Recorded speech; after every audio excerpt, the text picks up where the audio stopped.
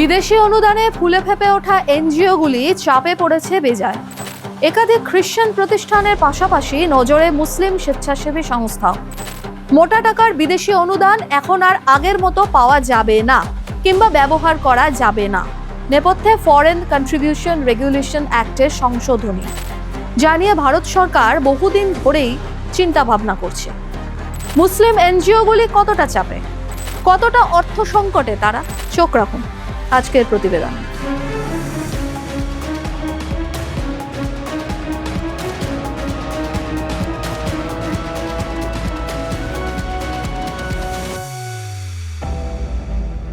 যাকে নিয়ে এত শোরগোল, সেই বহুচর্চিত ফরেন কন্ট্রিবিউশন রেগুলেশন অ্যাক্টে চলতি বছরের 22শে জুন যার রুলস কার্যকর হয়েছে।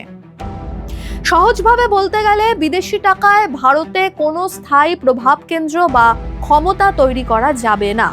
অর্থাৎ যে সমস্ত এনজিও, চ্যারিটেবল ট্রাস্ট বা কোনো বেসরকারি সংস্থা বিদেশি ফান্ড ব্যবহার করে ভারতে কোনো জমি, ভবন, হাসপাতাল কিংবা কোনো স্থায়ী সম্পদ তৈরি করেছে, তাদের লাইসেন্স যদি রিনিউ না হয় কিংবা তাদের লাইসেন্স যদি বাতিল হয়ে যায়, তাহলে সেই সব অ্যাসেট ওনারশিপ আর সেই সংস্থার হাতে থাকবে না, হাতছাড়া হবে তা। কারা পাবে এসব? তাহলে এর পুরোপুরি নিয়ন্ত্রণ চলে যাবে ভারত সরকারের অধীনস্থ নির্দিষ্ট কর্তৃপক্ষের অধীনে। আমেরিকা ও আরও বেশ কয়েকটি পশ্চিমী রাষ্ট্রের তীব্র বিরোধিতার পরেও ভারত সরকার যে বিষয় থেকে এক চুলও সরেনি। দিল্লি এই প্রস্তাবিত সংশোধনী নিয়ে চিন্তাভাবনা করছে। আপনাদের জানিয়ে রাখি, এফসিআরএ শুধু ভারতেই নয়, বিশ্বের একাধিক দেশে বিদেশি অনুদান সংক্রান্ত এইরকমই নানা কড়া আইন জারি রয়েছে। এখন এই এফসিআর এর প্রস্তাবিত সংশোধনীতে আসলে কি হতে পারে, কি হতে চলেছে, কার লাভ কার ক্ষতি? সবচেয়ে বিপাকে পড়তে পারে এনজিওগুলো। কেন? বিদেশি অনুদান ব্যবহারে কড়া নিয়ম ও নজরদারির কোপে সবচেয়ে বেশি কোপ পড়েছে এনজিওগুলোর ঘাড়ে। তারা আর আগের মতো ঢালাও বিদেশি অর্থ ব্যবহার করতে পারবে না, যার ফল আর্থিক সংকট। যদি একান্তই বিদেশি অর্থ ব্যবহার করতে হয়, তাহলে প্রজেক্টের সুনির্দিষ্ট উদ্দেশ্য, কোন কোন রাজ্য বা কেন্দ্রশাসিত অঞ্চলে কিভাবে, কি কাজে সেগুলোকে ব্যবহার করা হচ্ছে বা হবে, সেটাও সবিস্তারে জানাতে হবে সরকারকে। সেখান থেকে গ্রিন সিগন্যাল মিললেই তবে কাজ হবে, নচেত নয়। মূলত বিদেশি অনুদান এনজিওগুলি নেয় পরিবেশ সংক্রান্ত কাজে, জঙ্গি কার্যকলাপে অর্থ জোগাতে, রাজনৈতিক অস্থিরতা তৈরিতে, মানবাধিকার সংক্রান্ত নানা ইস্যুতে এবং ধর্মান্তরণে। ভারতের পপুলার ফ্রন্ট অফ ইন্ডিয়া বা পিএফআই, ইসলামিক রিসার্চ ফাউন্ডেশনের নাম উল্লেখযোগ্য এই প্রসঙ্গে। আবার বাংলাদেশেও এমন কিছু এনজিও আছে যারা ওপর জনসেবামূলক কাজ করলেও তলে তলে জঙ্গিদের ফান্ডিং করে, যার মধ্যে প্রথমে কুয়েত ভিত্তিক দাতব্য সংস্থা revival of Islamic heritage society, সংক্ষেপে RIHS, তার নাম উল্লেখযোগ্য। তালিকায় রয়েছে ওয়ামির নাম। ওয়ামির পুরো কথা কি? ওয়ামির পুরো কথা হলো world assembly of Muslim youth. Saudi আরবের রাজধানী রিয়াদ থেকে ধীরে ধীরে ডালপালা মেলে এরা নানা দেশে। ভারতের দিল্লি, মুম্বাই, তিরুবনন্তপুরম, লখনৌ, আলিগড় ও হায়দ্রাবাদের শাখা সংগঠন খোলে এরা। তবে রিয়াদের এই সংগঠনের কাজ গোয়েন্দাদের নজর এড়ায়নি। টাইমস অফ ইন্ডিয়ার এক প্রতিবেদনে বলা হয়েছে, নানা সময় একাধিক সন্ত্রাসবাদী সংগঠনকে আর্থিক সাহায্যের অভিযোগ রয়েছে এই ওয়ামির বিরুদ্ধে। তালিকায় কারা? লস্করে তৈবা, জৈশ-ই মোহাম্মদ, সিমির মতো সংগঠন। শুধু তাই নয়, এরা মগজ ধোলাই করে যুবকদের পাকিস্তানে পাঠায় প্রশিক্ষণের জন্য।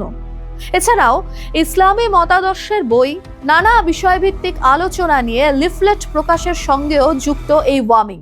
জঙ্গি যোগে কালো তালিকায় জাকির নায়েকের প্রতিষ্ঠান ইসলামিক রিসার্চ ফাউন্ডেশনও। দাতব্য কাজের অছিলায় উগ্র মতবাদ প্রচার ও যুব সমাজের মগজ ধোলাইয়ের অভিযোগে এই সংস্থার বিদেশি অনুদান নেওয়ার লাইসেন্স বাতিল ও নিষেধাজ্ঞা তার উপর জারি করা হয়। আবার পিএফআই এর বিরুদ্ধে অভিযোগ, বিভিন্ন দেশ থেকে আসা গোপন ও অবৈধ তহবিলের মাধ্যমে উগ্রপন্থী কার্যকলাপে নানাভাবে সাহায্য করে এই প্রতিষ্ঠান। ভারতে নিষিদ্ধ কিন্তু এই সংগঠন। পাশাপাশি বাংলাদেশের এনজিওগুলোর কথাও যদি আলোচনা করা যায় তাহলে সেখানেও কুয়েত ভিত্তিক RIHS এর নাম উঠে আসে। এই দাতব্য সংস্থার বিরুদ্ধে অতীতে স্থানীয় কিছু উগ্রবাদী গোষ্ঠীকে মসজিদ নির্মাণ ও কার্যক্রম পরিচালনার জন্য তহবিল সরবরাহের অভিযোগ এনেছিল নিরাপত্তা ও গোয়েন্দা সংস্থাগুলি। যেসব এনজিও বিদেশি অনুদানে হৃষ্টপুষ্ট, তাদের শিরের সংক্রান্তি এবার আগের মতো আর যেমন ইচ্ছে চাইলেই মিলবে না বিদেশি অর্থ। সাঁড়াশি চাপে এইসব স্বেচ্ছাসেবী সংস্থা বিদেশি অনুদানের অপব্যবহার করে এরা দেশে বারবার নানাভাবে নানা কায়দায় অস্থিরতা তৈরি করতে চায়। এরা এ কাজে ওস্তাদ। এর জন্য বিদেশ থেকে যে মোটা টাকা আসে তা নিয়ে অতীতেও বহু উদাহরণ চোখে পড়েছে। বাংলাদেশে জুলাই অভ্যুত্থানে যে যুক্তরাষ্ট্রের প্রভাব ছিল তা এখন দিনের আলোর মতো পরিষ্কার। ভারতেও তেমন করার চেষ্টায় মুখিয়েছিল আমেরিকা, কিন্তু সেগুড়ে বালি, ভেস্তে গেছে সবটাই। তবে আন্দোলন ফুরলেও আতশ কাচের তলায় এই এনজিওগুলি। FCR এর প্রস্তাবিত সংশোধনীতে রীতিমতো ছেকে ছেকে বিদেশি অনুদান পাওয়া নিয়ে সবুজ সংকেত মিলবে বলেই মনে করছে বিশ্লেষক মহল। অনেক সময় দেখা গেছে এই এনজিওগুলি বিদেশি অনুদান নিয়ে দেশবিরোধী প্রচার চালাচ্ছে।